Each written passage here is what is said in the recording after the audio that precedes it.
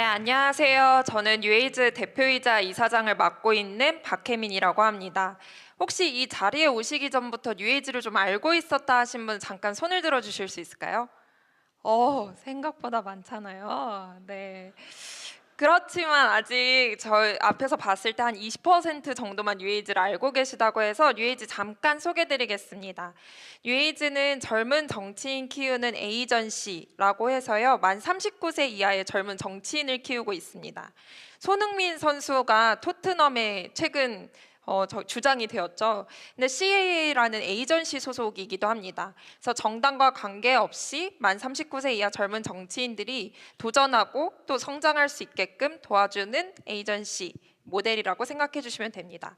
그래서 저희는 너무 뽑고 싶은 사람이 없어서 고민이 되는 선거가 아니라 뽑을 만한 사람이 너무 많아서 고민이 될 수 있도록, 그리고 정치 산업 내 의사결정권자가 더 다양해질 수 있도록 하는 일을 하고 있습니다.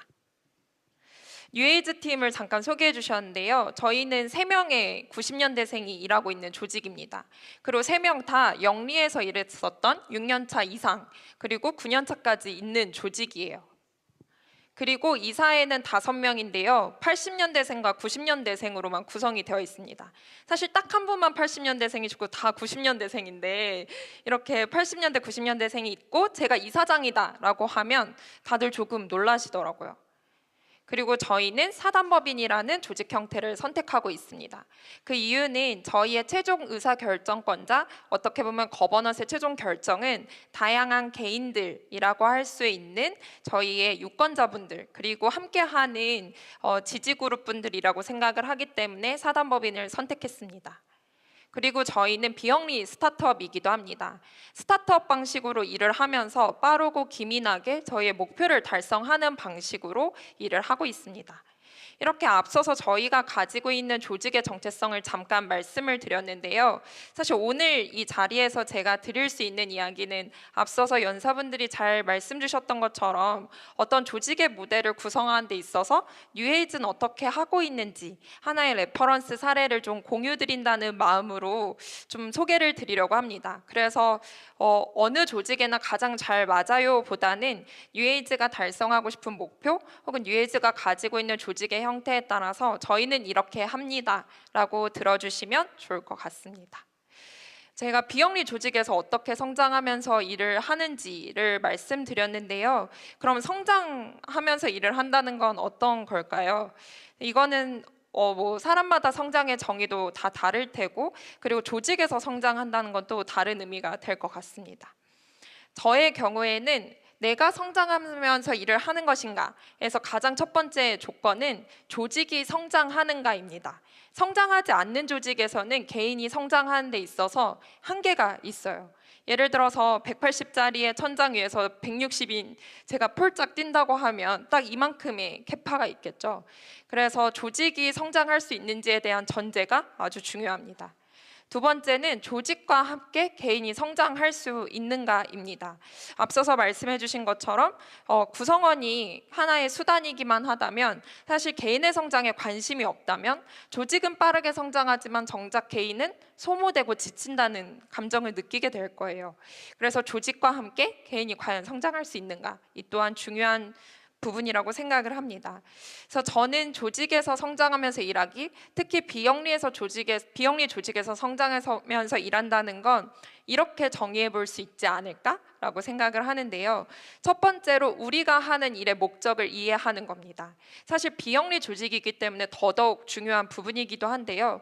이 목적을 이해한다는 건 결국에 우리 구성원들이 같은 언어로 정의하면서 일할 수 있는지, 예를 들어 저에게 물어봐도, 그리고 저희 구성원분들한테 물어보아도 뉴에이즈의 미션은요, 뉴에이즈의 비전은요, 저희가 가장 중요하게 생각하고 집중하는 우선순위는요 라는 질문에 일관성 있게 답변할 수 있는가입니다. 그리고 이를 달성하기 위해서 정말 성장을 경험하고 있는가인데요. 사실 가끔 저도 조직 경험이 여러 번 있지만 회사에서 이게 가장 중요하다고 하는데 정작 시간을 가장 많이 쓰는 일은 이 일이 아닐 때가 있어요. 그러면 목적과 목표에 맞는 성장을 경험하면서 일한다는 건, 즉 회사가 우리가 합의한 목적과 목표에 집중하면서 일을 하고 있고 그를 가장 중요하게 생각하고 결과도 내고 있다는 뜻일 것 같습니다. 마지막으로 개인의 성장과 연결하면서 이 조직의 성장이 나의 성장과도 연결해서 얘기할 수 있는 것. 내가 조직의 성장에 가장 집중해서 몰입했을 때 어느새 시간이 지났을 때 의문 없이 나의 성장과도 연결되어 있다고 느껴지는 것. 그래서 개인의 성장에 집중하는 일이 곧 조직의 성장에 집중하는 일이고, 조직의 성장에 집중하는 일은 곧 우리의 일의 목적을 달성하는 일인 것. 이렇게 하나의 호흡으로 얼라인할 수 있는 것의 조직이 가장 전제되는 조건이라고 생각했습니다. 그리고 이걸 그냥 얘기하는 게 아니라 시스템으로 만들어야겠죠. 조직 문화가 어떻게 되어야 해? 라고 했을 때 가끔 그런 이야기도 해요. 님 문화로 불러볼까? 슬랙을 써볼까? 아니면 어디는 또 평어를 쓴다는데? 라고 이야기를 하기도 하는데요. 앞서 말씀드린 것처럼 이 일의 목적이 어떤 것인지, 성장을 무엇으로 정의할 수 있는지에 따라서 가장 적합하고 잘 맞는 방법은 다르다고 생각합니다. 그리고 그것을 시스템으로 만들어야만 지속 가능하게 운영을 할 수 있겠죠. 저희는 이 부분에 있어서 어떻게 의사결정할 것인지, 어떻게 일할 것인지, 일하는 방식에 대한 부분, 마지막으로 우리한테 더 중요한 우선순위를 어떤 척도로 결정할 것인지를 가장 중요한 시스템으로 보고 일하고 있습니다. 이걸 굳이 명문화하거나 혹은 명확하게 기준을 설정하는 방식으로는 다양한 도구가 있을 것 같아요. 익숙하실 수도 있을 것 같은데요. 우선 미션과 비전을 명료하게 써놓고 어디서나 볼 수 있게 해놓는 게 가장 첫 번째로 중요하겠죠. 그리고 저는 비영리 조직이기 때문에 엔드픽처가 중요하다고 생각합니다. 그러니까 엔드픽처라 하면 우리가 달성하고자 하는 미션과 비전을 달성했을 때 궁극적으로 우리는 어떤 변화의 장면을 볼 수 있는지 묘사를 해보는 거예요. 뉴에이즈는 정치산업 내 의사결정권자를 다양해지게 만든다라는 미션을 가지고 있고요. 2030년 내 국내에서 대체 불가능한 정치인 인재풀을 만든다라는 비전을 가지고 있습니다. 그리고 이 엔드픽처는 저희가 다가오는 선거의 장면, 혹은 우리가 정말 10년 후에 이 모든 미션을 비전을 달성했을 때의 장면, 어떤 것들이 가능해질까? 유권자는 어떻게 될까? 정치는 이런 식으로 구체적으로 장면으로 합의합니다. 그러고 나면 저희가 의사결정을 할 때, 어떤 우선순위를 설정할 때 서로가 이런 질문을 할 수 있어요. 그런데 지금 이 일이 정말 우리 엔드픽처를 다가갈 수 있는 일이 맞아? 이 상에 대해서 모두가 명문화된 구체적인 기준을 가지고 있기 때문에 일의 목적을 합의하고 내가 내 의사결정을 했을 때 조직의 방향과 다르진 않을까라는 의문을 갖지 않을 수 있다는 거죠. 그리고 코어 밸류라고 하는 어떻게 보면 조직 내부의 핵심 가치를 설정을 하는데요. 이건 어떻게 보면 우리의 일관성을 설정하는 방법이기도 합니다. 사실 코어 밸류는 브랜드 아이덴티티 작업을 하다 보면 꼭 나오는 키워드이기도 해요. 그 조직의 코어 밸류가 무엇인지, 어떤 키워드를 가지고 있는지 이런 부분이 중요할 텐데요. 뉴에이즈 역시도 저희가 내부적으로 의사결정할 때, 그리고 외부적인 역할로서 포지셔닝 안에서 어떤 코어 밸류를 중심으로 두고 의사결정을 해야 하는지를 항상 점검합니다. 그리고 저희는 뉴에이즈라는 하나의 페르소나를 만들어서 우리는 이런 캐릭터를 가지고 있는 조직이잖아. 그러면 이 상황에서 우리가 어떻게 했을 때 우리와 함께하는 지지 그룹이 우리와 함께하는 것을 우리답다고 느낄까? 뉴에이즈다운 결정이라고 생각할까라는 것을 척도로 결정하기도 합니다. 그리고 원칙이라는 부분이 있는데요. 이 원칙은 어떻게 보면 의사결정 안에서 디테일을 바꾸는 요소라고 생각합니다. 예를 들어 뉴에이즈는 비영리 조직이기도 하고 정치 산업 내에 있기 때문에 하는 의사결정의 방식들이 있습니다. 예를 들어 저희가 지금 이 의사결정이 우리에게 가장 유리한 방식이 아니라 5년 뒤, 10년 뒤 이 정치 산업에도 좋은 결정인가? 라는 질문을 한 번 더 하는 것. 사실 비영리 조직 많은 분들이 그렇게 결정하시겠지만 저희는 이러한 의사결정의 중요한 기준치의 원칙을 지금 5가지로 정의를 해서 노션 페이지에 써놓고 이 4가지가 모든 한 페이지에 구성이 되어 있습니다. 그래서 새로운 구성원들이 오시면 가장 먼저 하는 온보딩은 뉴에이즈 미션과 비전을 설명하는 것, 엔드픽처를 설명하는 것, 코어 밸류를 설명하는 것, 그리고 원칙을 설명하면서 구체적 사례를 공유하는 데부터 시작합니다.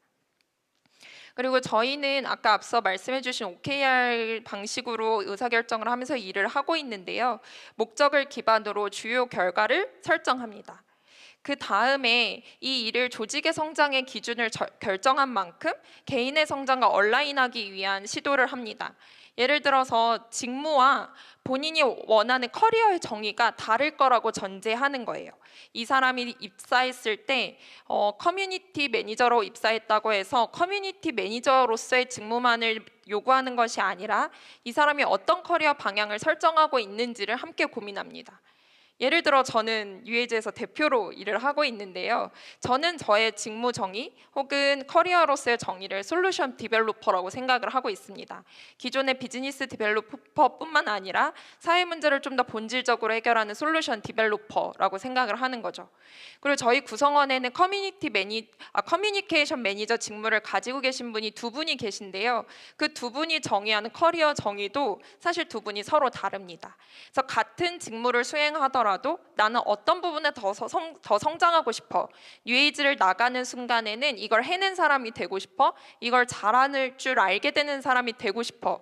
라는 것을 방향을 함께 논의하면서 결정하고 어떤 업무의 R&R이나 아니면 집중할 수 있는 목표 설정을 이러한 커리어 정의에서 함께 설정하게 됩니다.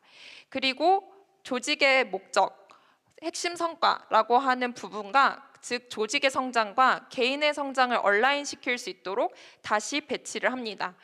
A는 대표인 저라고 생각하고 B와 C 멤버가 있다고 생각을 하면요. 저희는 C는 커뮤니케이션 매니저니까 이것만 하세요 라고 의사결정하지 않고 저희가 각각 달성해야 되는 핵심 지표와 성과가 뭐 1번, 2번, 3번이라고 했을 때 A는 2번과 3번을 아우르면서 목적을 달성하고 B는 A와 1번과 2번을 C는 1번과 3번을 다루게 됩니다. 이런 방식으로 일하면서 조직의 전체 목적이 무엇인지 아우르면서 볼 수 있는 시각이 생기는 것뿐만 아니라 굉장히 기능적으로 예를 들어서 SNS 관리만 하는 것이 아니라 내가 커뮤니케이션을 전개하는 데 있어서 다양한 매체를 다루거나 다양한 메시지의 형식을 사용할 수 있게 되는 것이죠.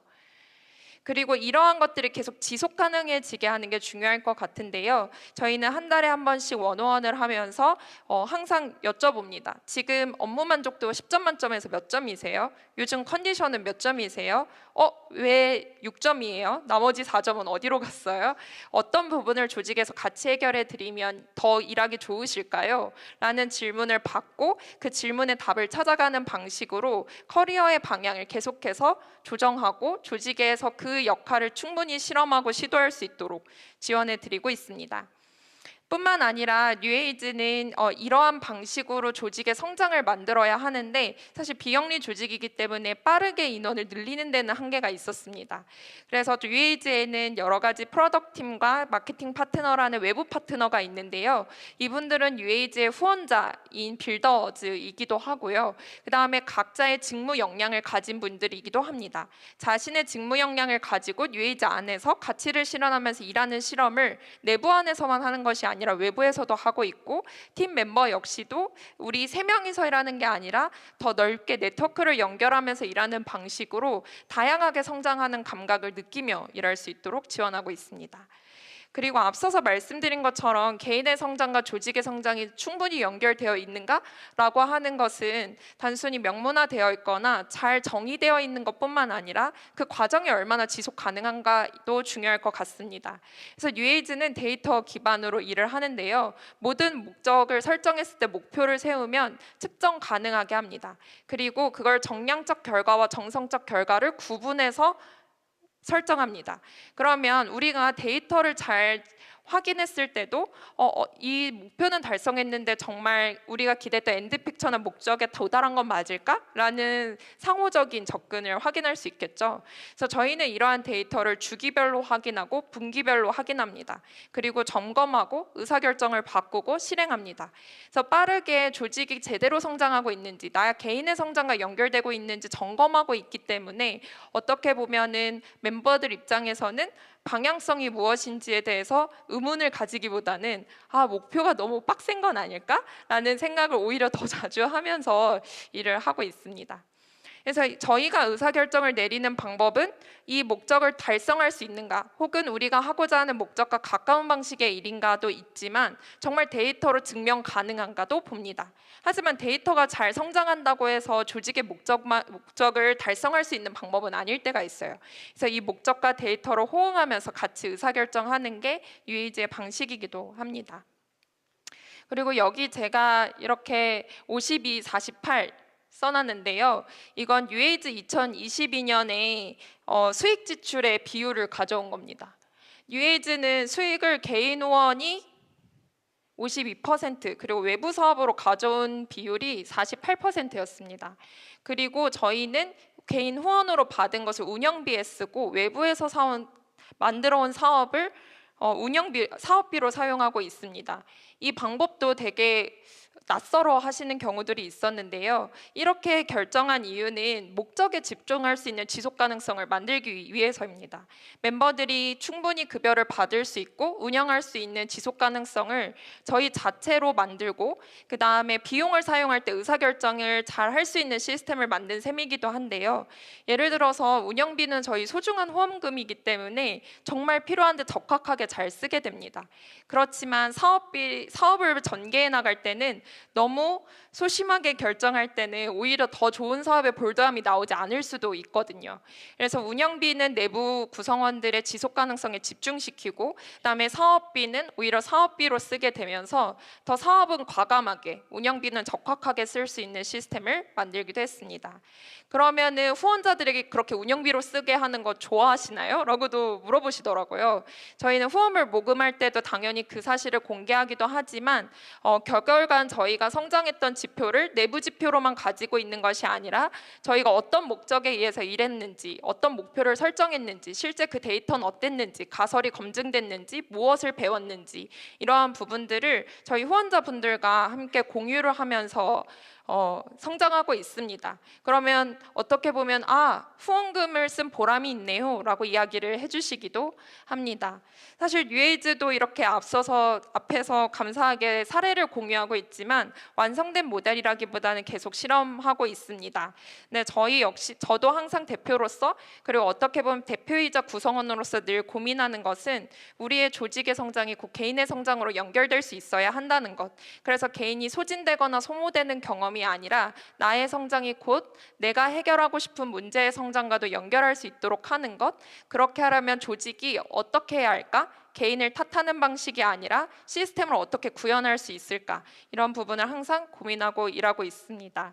혹시 또 다른 좋은 아이디어나 우리 조직의 사례는 이렇다라는 사례가 있으시면 언제든 저희한테 제안 주셔도 좋고요. 그다음에 뉴에이즈가 어떤 목적과 목표, 가설을 실험해서 성장하는지 궁금하시다면, 혹은 아까 보여드렸던 이 리포트가 보고 싶으시다면 뉴에이즈 후원하시고 뉴에이즈 빌더즈가 되셔서 지켜봐 주시면 감사드리겠습니다. 감사합니다.